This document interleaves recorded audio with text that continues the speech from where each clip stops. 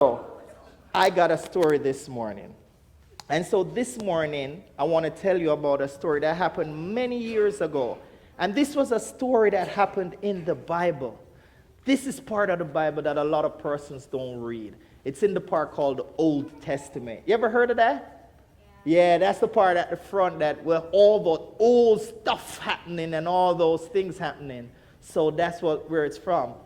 And what was happening in the Old Testament at this time was that the people of God had turned away from God. Let me tell you what had happened. What happened, there was a new queen in town, and she married the king. And so when she married the king, she decided that, listen, I don't want to hear about your boring God. I don't want to hear anything about my God is better than your God. So the king, who loved her so much, did everything she said, and so she said, nobody should worship this God anymore. I want you to worship my God. Now the name of her God was Baal. Ever heard of, what a weird name for a God, Baal. You know, let me not get into the spelling. But Baal is the name of her God, and she said everybody must now worship Baal.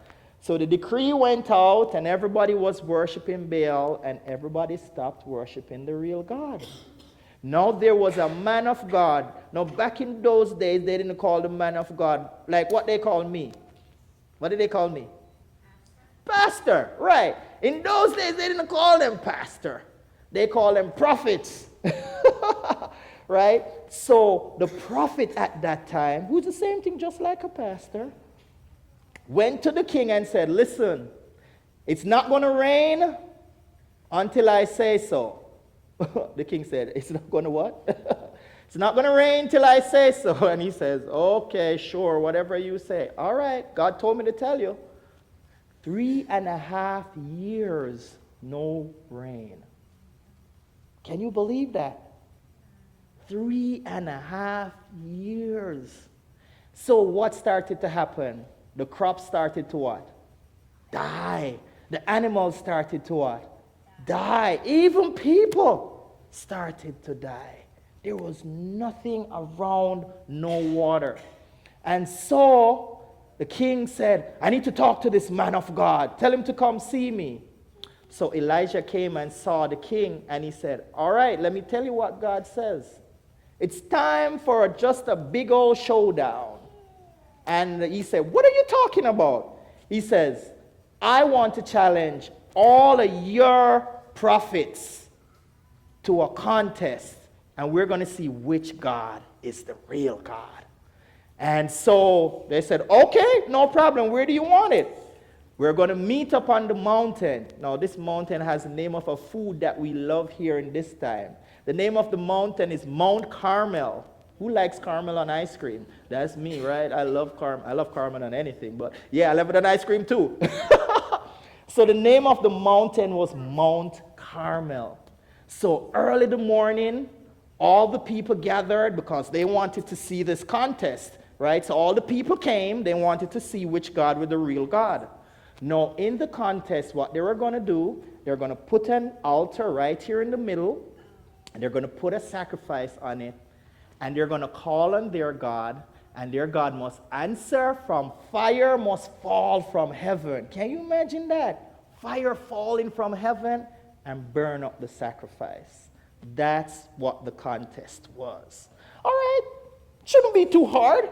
So, of course, it was over 450 of Baal's prophets on this side and just one man of God on this side. He says, you go first. They said, sure, no problem. So early in the morning, everybody gathered there. All the people are watching. And the prophets of Baal, and they dance. Here we go around the merry bush. And they're calling for fire, and they're calling, and they're calling. No fire came. So Elijah said, you know what the problem is?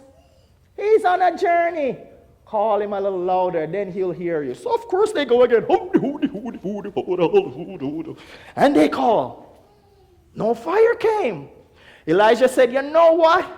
Probably he's distracted or he's busy. Call him again. We'll see. So they went again and they called. And they called. No fire came. And they called from morning till afternoon. So Elijah said, listen, I'm getting tired here right now waiting on you guys. But the problem is he might be like me now. He might be asleep. So guess what? I can't wait on you anymore. It's now my time. So they were like, okay, you can go ahead. So Elijah came. He looked at the altar. And he said, oh, they were jumping all over it. And so Elijah fixed it up back. And he got 12 stones. Now, all of those stones represented the names of the persons that God had given that country to. And so he put the 12 stones around the altar. He put the wood right there. He put the sacrifice on top of it. Then he says, I ain't finished yet. So he dug. And he dug around the altar, and he dug, and he dug, and he dug. Soon he dug a nice trench around the altar. You know what a trench is? It's like a little hole, right around it. And everybody's like, what is this crazy man doing? Then, you know what he did? He says, go fill the big water pots.